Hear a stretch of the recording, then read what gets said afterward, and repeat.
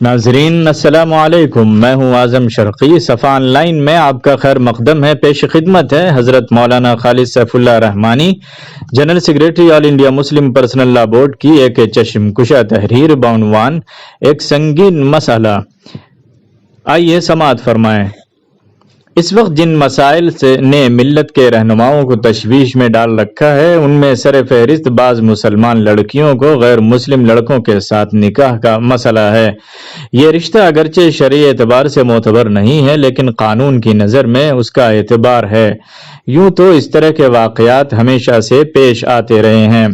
مسلمان مردوں کا غیر مسلم عورتوں سے اور مسلمان عورتوں کا غیر مسلم مردوں سے نکاح فلمی دنیا اور سیاست کی دنیا میں اس طرح کے واقعات زیادہ پیش آیا کرتے رہے ہیں، لیکن اب اس میں دو ایسی باتیں شامل ہو گئی ہیں جن کی وجہ سے بجا طور پر زیادہ تشویش پائی جاتی ہے۔ ایک یہ کہ پہلے اس طرح کے واقعات اتفاقی طور پر پیش آیا کرتے تھے اور زیادہ تر شخصی پیار و محبت کا نتیجہ ہوتے تھے، لیکن اب فرقہ پرست عناصر کی طرف سے منصوبہ بندی کے ساتھ اس کی کوشش کی جا رہی ہے اور اس کا اعلان و اظہار بھی کیا جاتا ہے تاکہ مسلمانوں کو زیادہ سے زیادہ رسوا کیا جائے۔ دوسرا سبب یہ ہے کہ بہت سے مسلمان رہنما بھی اس کے عواقب پر غور کیے بغیر بہت بڑھا چڑھا کر مبالغے کے ساتھ ایسے واقعات کے اعداد و شمار اپنی تقریروں اور تحریروں میں نقل کر رہے ہیں، حالانکہ اس بڑی تعداد میں ایسے واقعات کا کوئی معتبر ثبوت موجود نہیں ہے۔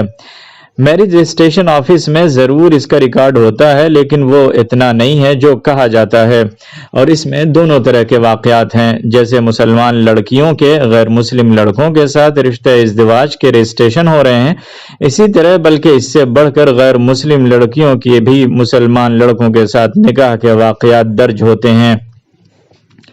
یہ سمجھنا بھی درست نہیں ہوگا کہ نعوذ باللہ مسلمان لڑکیوں کی بڑی تعداد مرتد ہو رہی ہے اور مرتد ہونے کے بعد وہ اپنا جوڑا غیر مسلم سماج میں تلاش کر رہی ہے۔ جیسا کہ نو مسلم لڑکیاں مسلمان ہونے کے بعد مسلمان لڑکوں سے شادی کی خواہاں ہوتی ہیں، بلکہ زیادہ تر وہ صرف اپنی شادی کسی خاص سبب کے تحت غیر مسلم آشنا سے کرنا چاہتی ہیں یا اس پر آمادہ ہو جاتی ہیں۔ عام طور پر وہ اپنا مذہب بدلنا نہیں چاہتی۔ تعلیمی اداروں میں مغرب کا کلچر تیزی سے آ رہا ہے کہ وقتی پیار و محبت کو نکاح کی شکل دے دی جائے اور دونوں اپنے اپنے مذہب پر قائم رہیں۔ اس لیے ایسے سارے واقعات ارتداد پر مبنی نہیں ہیں، بلکہ زیادہ تر بالحوثی پر مبنی ہیں۔ دوسرے یہ یاد رکھنا چاہیے کہ ایسے واقعات کا چرچا کرنے سے ملت میں شکست خوردگی کا احساس بڑھ جاتا ہے اور قوم اجتماعی سطح پر مروبیت کا شکار ہو جاتی ہے۔ یہ احساس کمتری اس میں بزدلی اور سپر اندازی کا مزاج پیدا کر دیتی ہے، اس لیے ایسی غیر مصدقہ باتوں کو زیادہ منتشر کرنا بحیثیت مجموعی امت کے لیے نقصان دہ ہے، اور جب بدقماش لوگ سنتے ہیں کہ اتنے سارے لوگوں نے یہ راہ اپنا لی ہے تو پھر اس کی برائی کا احساس بھی ان کے دل میں کم ہو جاتا ہے۔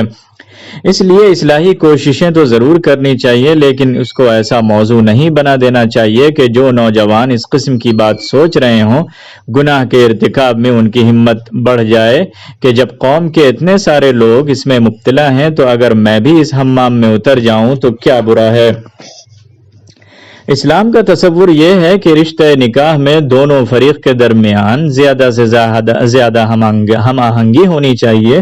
یہ ہم آہنگی رشتوں کو پائیدار بناتی ہے۔ جو لوگ وقتی طور پر کسی پر دل پھینک دیتے ہیں اور اس بنیاد پر ازدواجی رشتے سے بنتے ہیں، عموماً ان کے درمیان تعلق میں استحکام باقی نہیں رہتا۔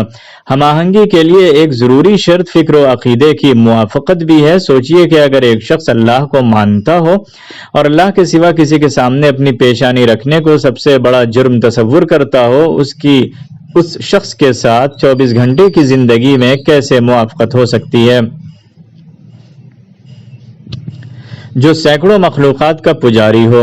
جب دونوں کے مذہبی تہوار آئیں گے تو اگر وہ اپنے نظریے میں سنجیدہ اور سچا ہو تو کیا ان کے درمیان نزاع پیدا نہیں ہوگی؟ جب اولاد کی تعلیم و تربیت اور ان کی مذہبی وابستگی کا مسئلہ آئے گا تو کیا آپس میں کھینچتان کی نوبت نہیں آئے گی؟ یقیناً آئے گی۔ اسی لیے اسلام میں جو چیزیں نکاح میں رکاوٹ مانی گئی ہیں، جن کو فقہ کی اصطلاح میں موانع نکاح کہا جاتا ہے، ان میں ایک اختلاف دین بھی ہے۔ اگر گہرائی کے ساتھ غور کیا جائے تو غیر مسلم لڑکوں کے ساتھ شادی کے واقعات کے بظاہر 4 بنیادی اسباب ہیں۔ اول، شادی کی فضول خرچیاں۔ دوسرے، مسلمان لڑکوں کی تعلیمی پسماندگی۔ تیسرے، مخلوط تعلیم۔ چوتھے، مخلوط ماحول کی ملازمت۔ شادی میں فضول خرچی اس درجے بڑھ گئی ہے کہ اب عام لوگوں کی شادیاں پرانے نوابوں اور راجاؤں کی شادیوں میں ہونے والے تزک و احتشام کو بھی مات کر رہی ہیں۔ دولت مند طبقوں نے اس کو اپنی مالی فراوانی کے مظاہرے کا ذریعہ بنا لیا ہے۔ درمیانی طبقہ اس کی وجہ سے بعض اوقات در و دیوار تک بیچنے پر مجبور ہو جاتا ہے، اور کمزور طبقہ اگر دین سے بے بہرا ہو تو چاہتا ہے کہ کسی طرح اپنے جگر گوشے کے بوجھ سے نجات پا جائے، خواہ وہ کسی مسلمان کے گھر میں جائے یا غیر مسلم کے۔ جب تک معاشرے کے دولت مند لوگ سادگی کو اختیار نہ کریں گے، اس صورتحال میں کسی تبدیلی کا امکان نہیں۔ اس کے لیے ضروری ہے کہ جیسے قدرتی آفات کے مواقع پر مدد اور بچاؤ کی مہم شروع کی جاتی ہے، اسی طرح نکاح میں سادگی پیدا کرنے کے لیے علماء و مشائخ، سماجی اور سیاسی رہنما، صحافی اور اہل علم و دانش، مذہبی تنظیموں اور جماعتوں کے کارکنان ایک مہم چلائیں اور گھر گھر دستک دے کر انہیں سادہ طریقے پر تقریب نکاح انجام دینے کی دعوت دیں۔ تعلیمی صورتحال یہ ہے کہ لڑکیاں تعلیم میں آگے بڑھتی جاتی ہیں اور لگتا ہے کہ لڑکوں نے پیچھے کی طرف اپنا سفر شروع کر رکھا ہے۔ اس کا نتیجہ یہ ہے کہ تعلیم یافتہ لڑکیوں کو ان کے جوڑ کے لڑکے میسر نہیں ہوتے۔ موجودہ حالات میں لڑکیوں کو اس پر مجبور نہیں کیا جا سکتا کہ وہ تعلیم کو ترک کر دیں، بالخصوص ان حالات میں کہ زندگی کے تمام شعبوں میں خواتین کے لیے 50% حصہ داری کی کوشش کی جا رہی ہے۔ ان حالات میں اگر مسلمان لڑکیاں تعلیم ترک کر دیں تو 50 سیٹیں بغیر کسی جدوجہد کے دوسروں کے ہاتھ میں چلی جائیں گی، اور پھر حصول تعلیم میں جو مسابقت جاری ہے، خاص کر لڑکیوں کو جو سہولت دی جا رہی ہے، اس کے بعد اس سلسلے میں آپ کی نصیحت نتیجہ خیز بھی نہیں ہو سکتی۔ اس لیے لڑکوں میں یہ مزاج پیدا کرنا ہوگا کہ وہ تعلیمی جدوجہد میں اپنے قدم آگے بڑھائیں۔ اگر ہر مسلمان گھر میں یہ فکر جاگ جائے تو اس کی نوبت نہیں آئے گی کہ تعلیم یافتہ نوجوان لڑکیوں کو ان کے جوڑ کا رشتہ نہیں مل پائے۔ دوسری طرف تعلیم یافتہ لڑکیوں کو ذہنی اور فکری تربیت کرنے کی ضرورت ہے کہ ایک مسلمان کے لیے اصل وجہ افتخار اس کا صاحب ایمان ہونا ہے، نہ کہ اس کا زیادہ تعلیم یافتہ اور اونچے ذریعے معاش کا حال ہونا، کیونکہ تعلیم اور دولت کی کوئی نہایت نہیں، ایمان اس سے بھی قیمتی جوہر ہے۔ کسی مسلمان لڑکی کے لیے اس سے بڑھ کر کوئی اور کی بات نہیں ہو سکتی کہ اس نے ایمان سے محروم شخص کو اپنا رفیق زندگی بنا رکھا ہو۔ ان واقعات کا تیسرا سبب مخلوط تعلیم ہے۔ لڑکوں اور لڑکیوں کا اختلاط نہ صرف اخلاقی اعتبار سے نقصان دہ ہے بلکہ تدریسی نفسیات کے اعتبار سے بھی مضر ہے۔ مگر افسوس کہ مسلمانوں کے زیر انتظام جو درسگاہیں قائم ہیں، ان میں بھی بڑے فخر کے ساتھ کہا جاتا ہے کہ یہاں کو ایجوکیشن مخلوط تعلیم ہے۔ مخلوط تعلیم کا یہ نظام نہ صرف مسلمانوں کو بلکہ پورے ہندوستانی سماج کو غیر معمولی اخلاقی نقصان پہنچا رہا ہے۔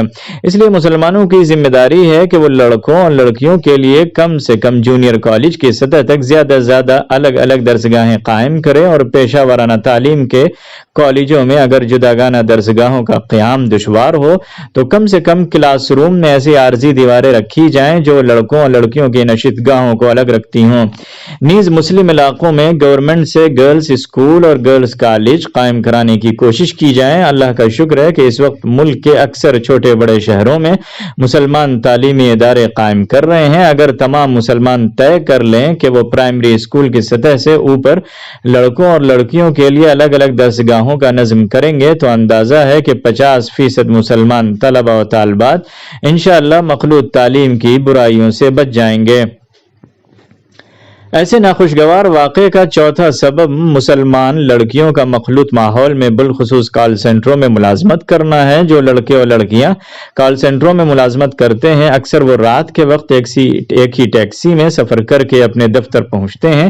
ان کی رات ایک دوسرے کے ساتھ تنہائی میں گزرتی ہے، آپس میں مستقل طور پر گفتگو کی اور ساتھ کھانے پینے کی نوبت آتی ہے۔ اس طرح جو اس طرح جوان لڑکوں اور لڑکیوں کا ایک ساتھ مل کر کام کرنا آگ اور پیٹرول کو ایک جگہ جمع کرنا ہے۔ اس لیے ماں باپ اور گارجین کی ذمہ داری ہے کہ وہ اس معاملے میں پوری احتیاط سے کام لیں، لڑکیوں کو ایسی ملازمت کی اجازت نہیں دیں اور اپنے بچوں کی تربیت کریں۔ گو ایسے ناخوشگوار حالات کے لیے اور بھی اسباب ہیں، لیکن وہ اکا دکا واقعات کا سبب بنتے ہیں۔ یہ 4 اسباب زیادہ اہم ہیں اور ضروری ہے کہ مسلمان اس پر توجہ دیں اور امت کے ارباب اہل وقت پوری سنجیدگی کے ساتھ ناگفتہ صورتحال پر غور کریں کہ کہیں ایسا نہ ہو کہ آج کی غفلت کل کے سیلاب کا پیش خیمہ بن جائے اور پھر اس پر بند باندھنا ممکن نہ رہے۔